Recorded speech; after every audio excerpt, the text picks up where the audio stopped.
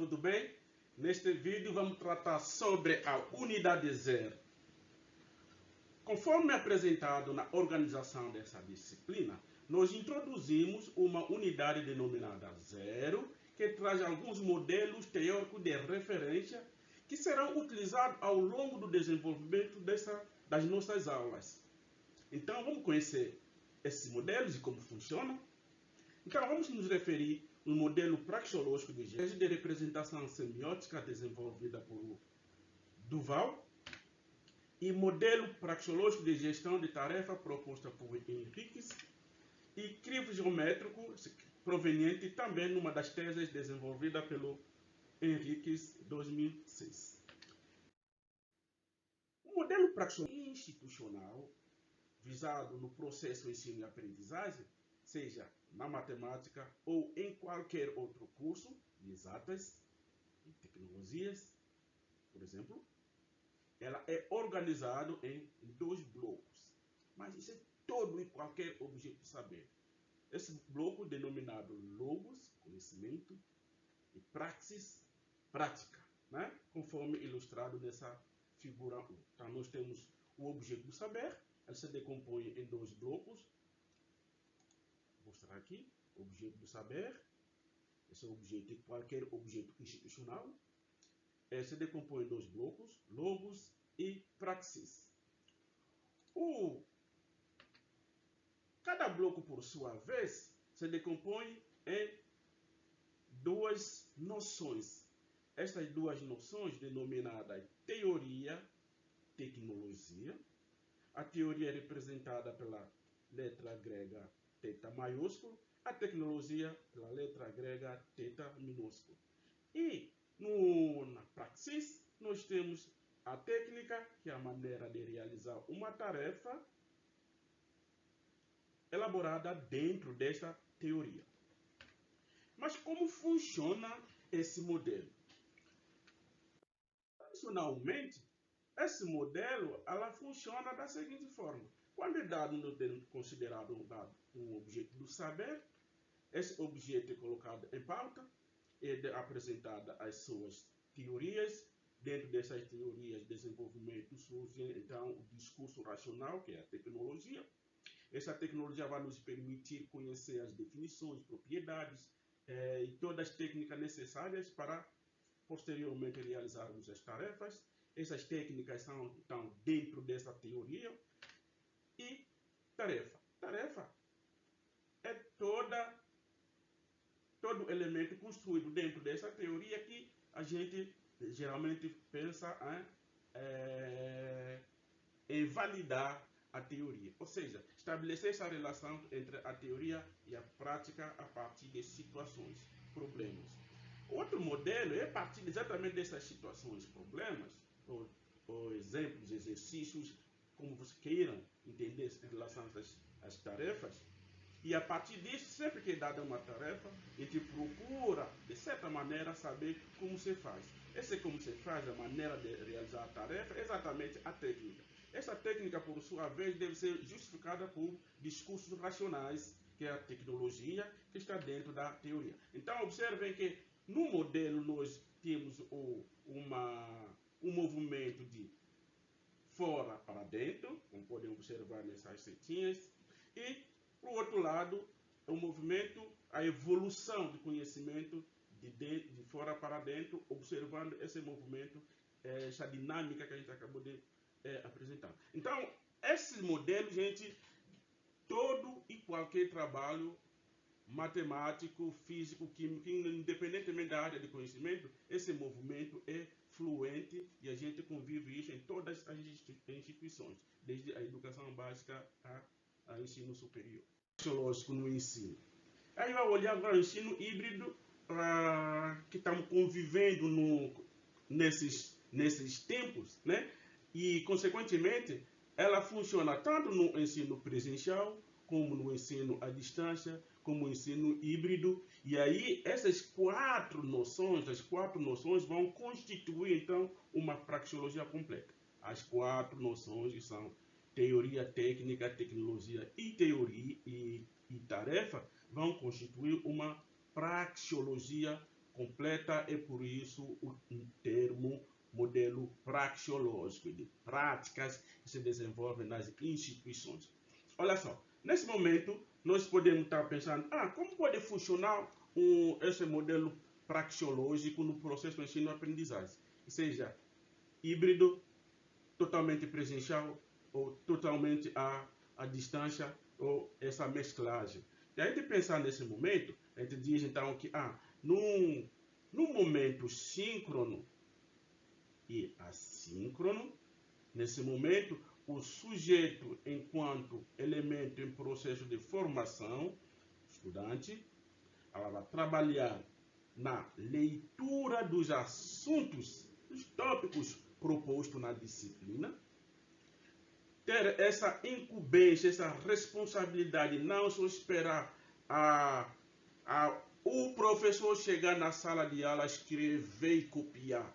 Tem que ter essa iniciativa, participar no processo de construção desse conhecimento, desenvolvimento desse conhecimento.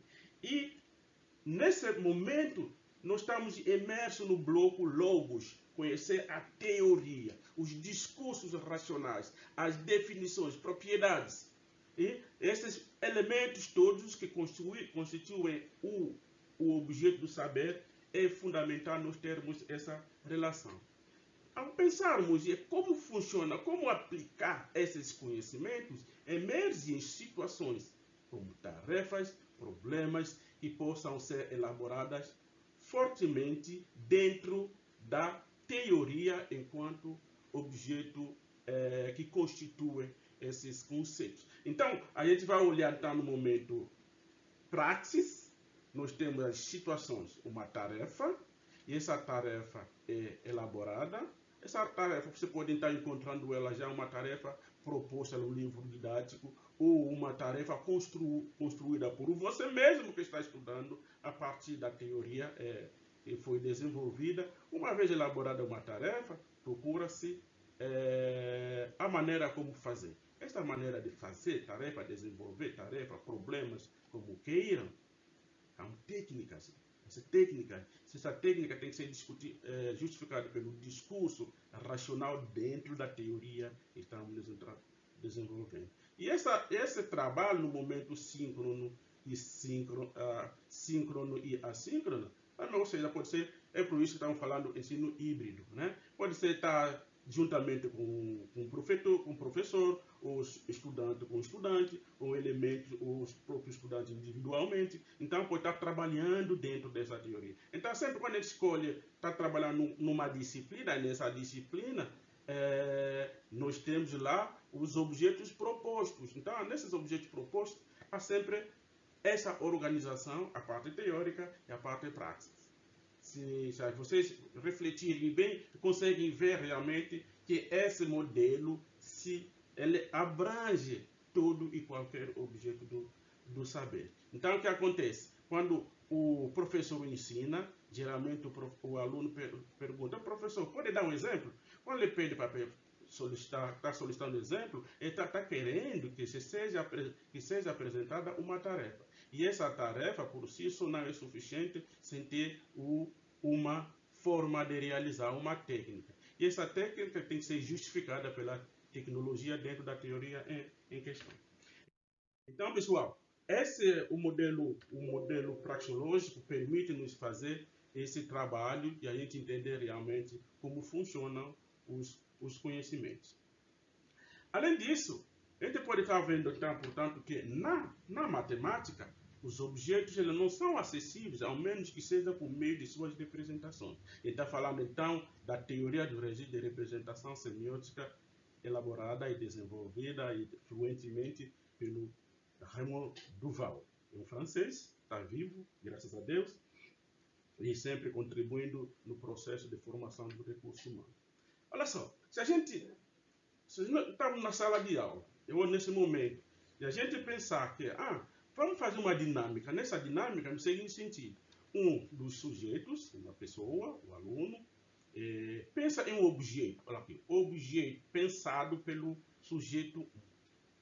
E aí, será que o sujeito 2 ela tem como acessar esse objeto sem esse sujeito 1, aluno 1, revelar o que ela pensou. Suspense nesse momento. Salvo que coincidência, que é muito raro, dificilmente esse sujeito acessa o objeto pensado pelo colega. É dificilmente ou praticamente impossível. Impossível é forçada porque as coincidências existem. Ela pode pensar também o mesmo objeto de saber. Ok? Então, esse objeto só será acessível por meio de suas representações. Essas representações não significa necessariamente que seja uma representação algébrica e matemática, por exemplo. Que seja uma representação na língua materna, por exemplo, esse sujeito 1 evoca, ele fala o que ele pensou. Quando ele revela esse objeto, consequentemente, o sujeito 2 e todos os outros que estiverem em torno tenham acesso a esse objeto. Ainda bem superficial. Será que esse objeto, além de ser evocado, tem outra maneira da gente representar esse objeto? Então, e aí que é a essência de registro de representação. Vamos ver, entender mais na frente o que é de fato o registro de representação. O que ele está falando não é o registro de representação. O que ele está representando não é o registro de representação. E sim, é o objeto de tal sorte que os demais tenham acesso a esse objeto. Então, a distinção entre objeto e as suas possíveis representações em diferentes registros é, portanto, um ponto estratégico na compreensão da matemática, da física, da química, da biologia e qualquer outro objeto do saber,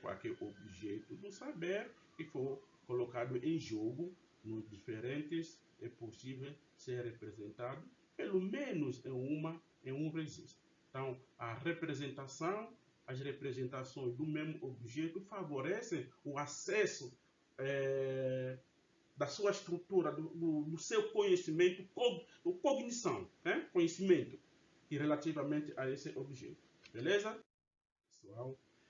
Mas o que é registro de representação? Como falamos há pouco.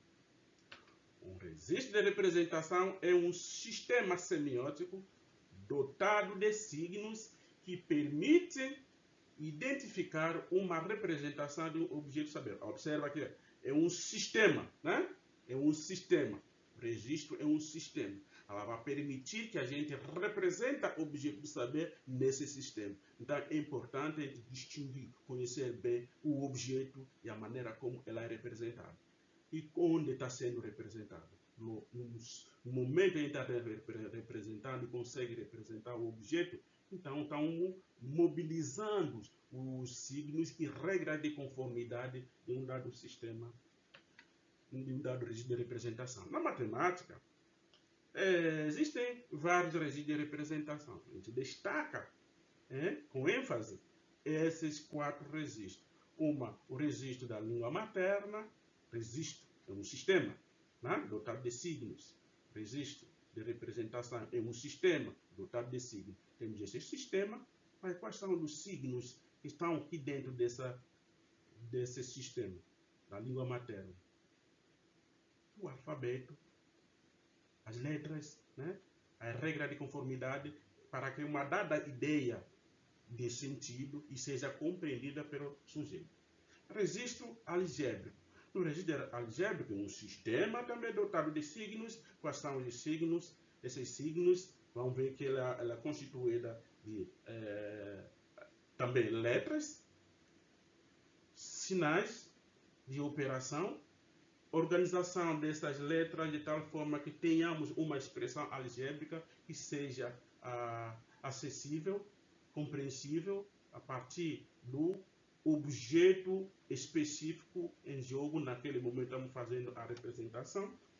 No registro gráfico, vamos mobilizar os objetos, os signos associados nesse registro, partem dos pontos, segmento, reta, superfície, curvas. Então, esses objetos vão nos permitir acessar uma representação específica de um dado objeto do saber. No registro numérico, vamos trabalhar com números, né, as operações também numéricas, tudo as tabelas vão nos permitir identificar aquele objeto que está sendo evocado pelo sujeito. Então, se a gente pensar, por exemplo, nessa situação, o indivíduo aqui, ela pensa e diz, eu me refiro nesse momento a uma função de duas variáveis com coeficientes iguais a 1, cujo gráfico é um paraboloide de vértice na origem de sistema de coordenadas, côncavo para cima, ao longo do eixo Z.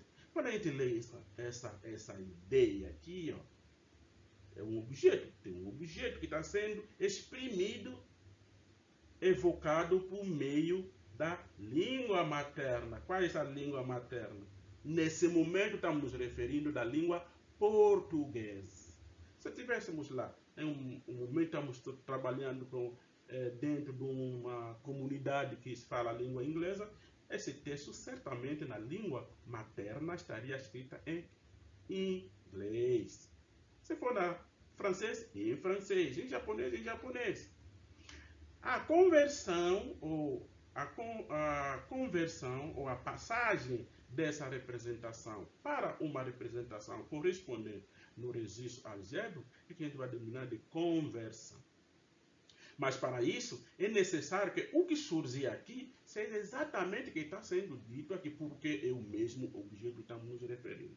Ok? Então, observa-se uma função de duas variáveis. Então, a gente escreve f de x e y. Não, escolha a variável. Pode ser de uv. A variável é a letra que representa, as letras que representam as variáveis nesse momento é irrelevante. Né? Então, vai aparecer x e y por consequência da padronização, que como geralmente é representada uma função. Então, estamos falando uma função de duas variáveis. Olha só os coeficientes. Coeficiente de x quadrado é 1, a coeficientes iguais a 1, que também é 1, ok? Cuja representação aqui no registro gráfico dessa função é um paraboloide com cavidade voltado para cima ao longo do eixo Z. Olha, nesse momento, a gente viu já lá no início, falando de um dos modelos que o crivo geométrico, estamos vendo que estamos representando uma parte. Vamos entendendo logo que o crivo é parte, né? Então, uma parte do paraboloide, porque essa função, revelada aqui na língua materna, é uma função cujo domínio é o conjunto de todos os pontos no plano. E o plano não é só aqui, não é só aqui, né? É o plano todo. Logo, o gráfico dessa função se estende infinitamente, certo? Conservando esse comportamento. Ou seja, vai se estendendo infinitamente. Como nós somos incapazes de representar esse objeto infinitamente no registro gráfico, aí a importância de conhecermos o conceito de crivo geométrico que a gente vai estudar lá na frente. Ok? E aí observem que essa mesma representação na língua materna, consequentemente convertida no registro algébrico, no registro gráfico, também nós podemos controlar parcialmente alguns elementos, os pares ordenados no plano, que satisfazem os pares ordenados, uma vez acompanhados, substituídos calculado lá na função, falando assim, calcular a função a f de 0, 0, vai ser 0 aqui, como podem observar, a f de 1 vai ser 1 ao quadrado, mais 1 ao quadrado, aqui é 2, aqui é 2. Quando formos no f de menos 1, 1, também vai ser 2, porque o menos 1 ao quadrado é 1, mais menos 1 ao quadrado é 1, e 1 mais 1 é 2, e assim por diante. Né? Então, essa representação também se refere a esse mesmo objeto pensado pelo sujeito. Então, gente, essa passagem, como a gente já falou, de uma representação de uma ideia, do objeto, do registro para outro, é a conversão. E essa conversão também pode seguir esse sentido, o que é, né, é essencial compreendermos que estamos nos referindo ao mesmo objeto. O modelo praxeológico de gestão de tarefa é um dos terceiros modelos que nos referimos lá logo no início, beleza? E esse modelo de gestão de tarefa, ela nos diz o seguinte: em todo livro didático, nós nos deparamos com exemplos, exercícios, e que são os exercícios propostos, são geralmente apresentados sistematicamente no final de cada uma das sessões.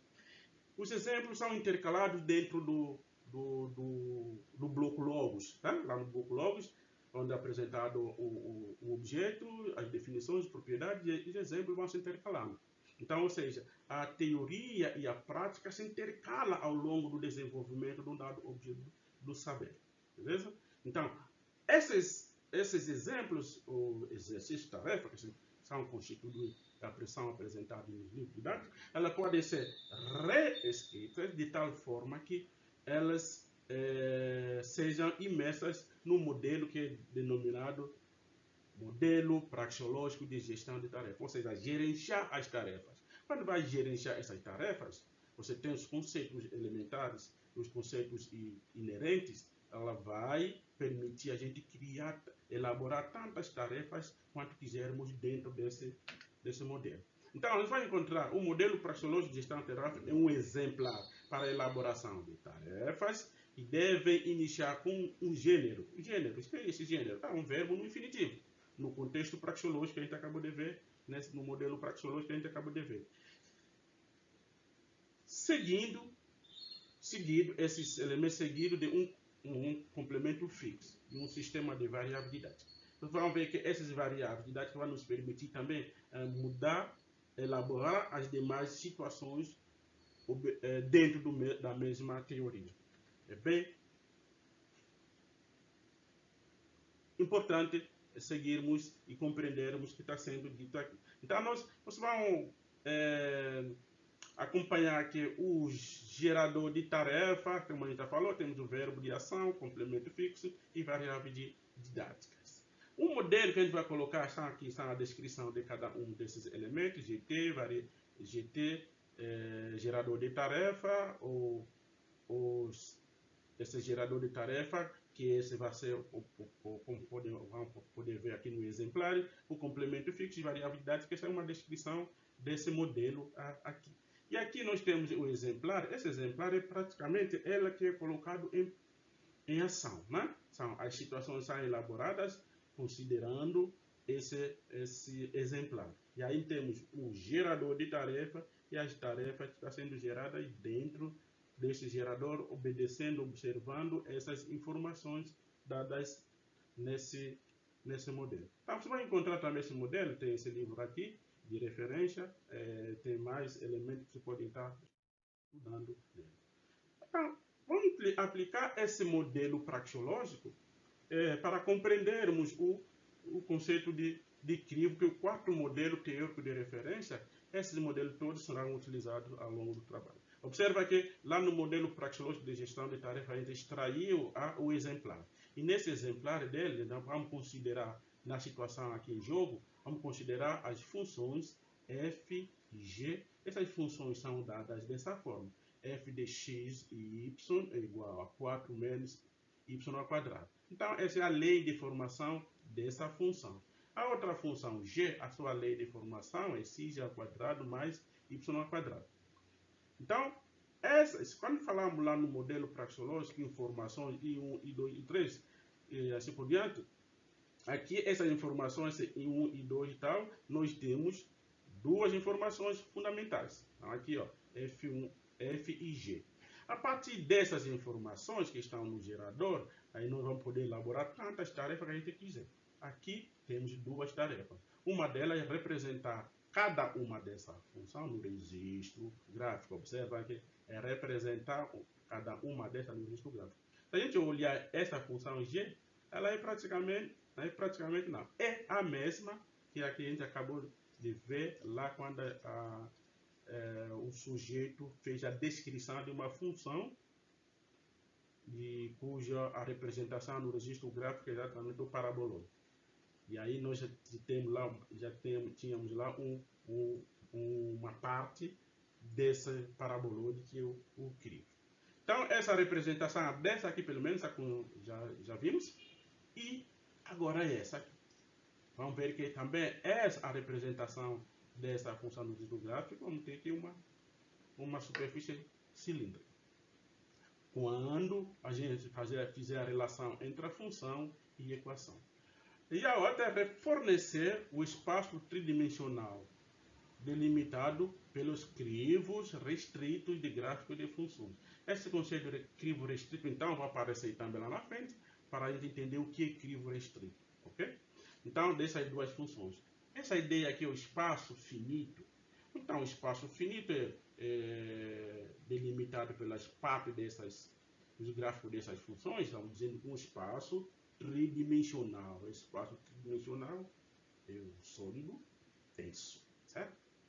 Muito bem, então, esse GT, como a gente já falou, significa gerador de tarefas. Sim? Tarefa 1 e 2. Então, vamos lá. Para a gente realizar essa tarefa, nós podemos até utilizar a modelagem paramétrica. Essa modelagem paramétrica você pode estar encontrando nessa obra aqui. Essa é uma das obras que traz vários conceitos, vários trabalhos matemáticos e inclusive com tecnologia de impressão 3D. Muito bem, então lá a primeira função a gente associa a equação correspondente. Nós temos lá f de x e y igual a 4 menos y ao quadrado. Então estamos dizendo que o f de x e y é um z, ok? E aqui o g de x e y também é um z. Então z igual, então temos duas equações. Tendo essas equações, por que a gente não está falando diretamente de função?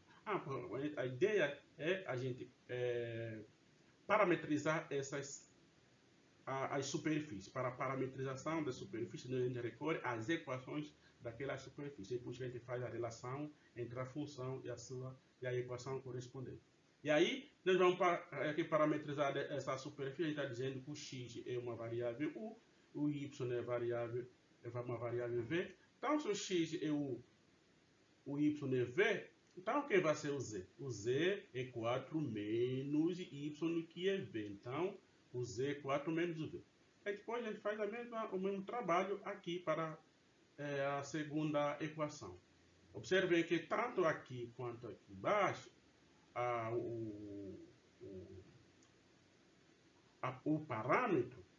os parâmetros são pares ordenados do plano, né?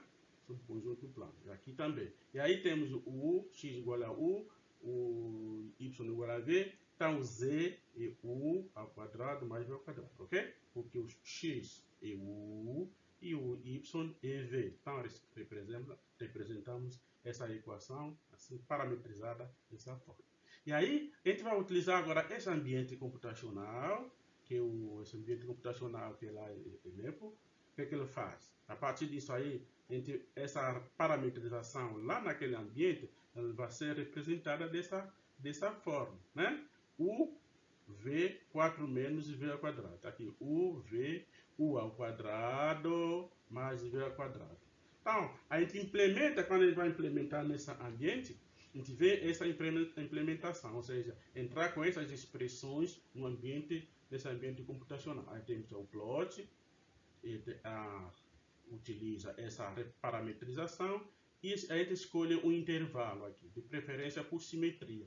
Por simetria, porque a gente está vendo que essa superfície de equação dada aqui, como a gente já descreveu lá na língua materna, que é parabolóide com cavidade voltada para cima ao longo do eixo Z, e ao longo do eixo Z converte na origem. Então, se está na origem, a gente está pensando já em simetria em todos os elementos no plano, e por isso a gente está fazendo assim o x, que é o u, variando de menos 3 a 3, e o v também de menos 3 a 3.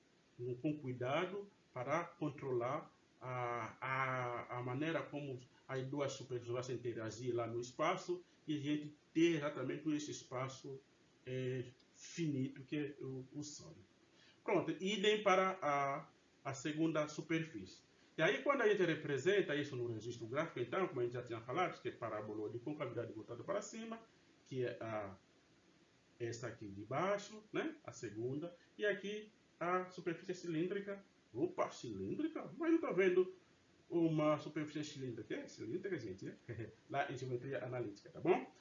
Então, essas duas superfícies, estão vendo aqui, são partes, né? Partes que se estendem infinitamente ao longo do eixo. Quem está faltando aqui nessa equação é x. Então, ao longo do eixo x, tá? Então, ao longo do eixo x e aqui também ao longo do eixo z. Aí, essas duas superfícies vão interagir quando se juntam. Essas duas superfícies vão se juntar, ou seja, vão ser representadas no mesmo sistema de coordenadas. Quando são representadas no mesmo sistema de coordenadas, aqui é estática, lá no ambiente computacional onde é desenvolvido, a gente consegue manipular aqui e visualizar cada uma das superfícies em todas as direções possíveis, né? Então, podia estar mexendo aqui não vou poder mexer, mas a gente vai mobilizar a seguinte ideia, é que essa parte está lá no fundo, então, lá embaixo, e isso aqui vem e fica em cima desse, né? Está bem em cima. Ou seja, as duas superfícies, quando se interagem, são representadas no mesmo sistema de coordenadas, elas vão se interceptar, a interseção vai gerar uma curva, essa curva, quando é projetada no plano XY, você consegue ver o domínio das partes de superfícies, que são os crivos, que nos interessam para delimitar esse espaço tridimensional. E aí, então, o que é um crivo geométrico? É vamos conservar a parte dessa superfície, e assim como a parte dessa, que está no espaço tridimensional que a gente quer. E aí, essa ideia de espaço tridimensional finita, que vão surgir exatamente os crivos restritos. Então, o crivo geométrico é conservar uma parte de uma curva ou de uma superfície necessária na representação do objeto matemático correspondente no registro gráfico. A parte disso que nos interessa e qual é a parte disso que nos interessa lá no problema que a gente está querendo resolver. Ok? Vai encontrar também essa definição lá. Agora, se cada parte que estamos referindo, estamos denominando de crivo geométrico, delimita exatamente um espaço tridimensional, um sólido, né, espaço finito, então nós estaremos nos referindo a crivo restrito àquele espaço em questão. Bom, observem que então, a ideia de crivo não vai funcionar só para a superfície, mas também para a curva. E aí, as curvas, inclusive a reta é uma curva. Choque, né? A reta é uma curva de curvatura nula, né?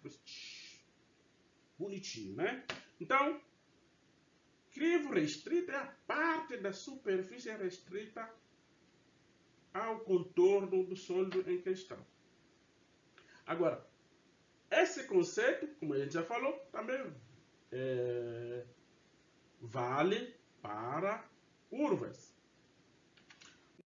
Muito bem. Então, para a gente reforçar mais a ideia de restrição, você olhar assim, ó, tá aqui, esse aqui é crivo. Esse também é crivo. Será que qual desses crivos que é restrito ao sólido? Tá aqui, nós temos um espaço tridimensional finito delimitado superiormente pelo crivo da superfície plana. Essas são parte de planas, né? Essa é uma parte de plano, essa também é parte de plano. Então, são um crivo de plano. Esse aqui é um crivo de plano, aqui também é crivo de plano. Uma parte de plano. E essa, quando estão juntos, a gente consegue ver, então, que a vermelha é uma parte do mesmo plano que da verde, porém é exclusivamente a vermelha que está lá, que vai até a fronteira desse sólido cilíndrico. Então, essa vermelha é o crivo restrito a esse sólido. Beleza? Para reforçar mais essa ideia de restrição àquele objeto em questão. Vamos consultando e ler mais, né? No livro, tá bom? Essa é a referência que estou deixando para você. Então, aí a gente consegue ver então que o crivo restrito da calha, que é a superfície cilíndrica, exatamente essa parte aqui, e o crivo restrito da superfície parabólica é essa parte que estão vendo aqui. E essas duas juntas, eles têm esse domínio. Por quê? Esse domínio aqui é quando essas duas superfícies interceptam, gera uma curva. Aí projeta lá no plano cisma, vocês conseguem ver exatamente o domínio. Muito bem? Então, essa aqui que estão vendo agora é o sólido, o espaço tridimensional delimitado pelo crivo restrito da superfície cilíndrica, que é essa calha, e o crivo restrito da superfície parabólica. Tá? Essa superfície paraboloide, tá bom? Esse paraboloide com cavidade voltada para cima e a calha. Observem que esse objeto, então, um pouco mais para cá, aquele objeto não tem uma fórmula para a gente calcular. Você pensa que se a gente calcular o volume daquele sólido lá, e não tem como calcular porque não temos fórmula. E aí a gente recorre a conceitos mais avançados lá de integrais múltiplas, que seja integral dupla ou tripla. Vamos estudar um pouco mais na frente, beleza? Então, o que é unidade zero? Unidade zero é um momento inicial e introdutório de conceitos didáticos ou modelos teóricos de referência, MTR, não previstos no inventário da disciplina ou proposta institucional de formação esses modelos capazes de servirem como elementos fundamentais na reflexão do professor formador sobre o que ensina e dos estudantes sobre o que aprendem. Ok? Então, acontece que, uma vez introduzida aqui, ele entra nas unidades de ensino, organizado em unidade de ensino ou unidades didáticas, né? São as unidades didáticas que são organizadas ao longo do desenvolvimento, do planejamento do professor, aí entra a unidade zero. E uma vez introduzida essa unidade zero no planejamento do professor ou da professora, estes vão interferir no sistema didático ao longo do desenvolvimento de todas as unidades, inclusive na comunicação. O professor se comunica tanto do professor quanto dos estudantes sobre os objetos previstos na disciplina. É brilhante, gente. É fantástico. Isso aí é bom demais para vocês acompanharem, entenderem o que está sendo desenvolvido dentro das disciplinas, em especial matemática. Ok, pessoal? Então, essa é a proposta para a introdução da unidade zero. Espero que tenham acompanhado, mas leiam aqui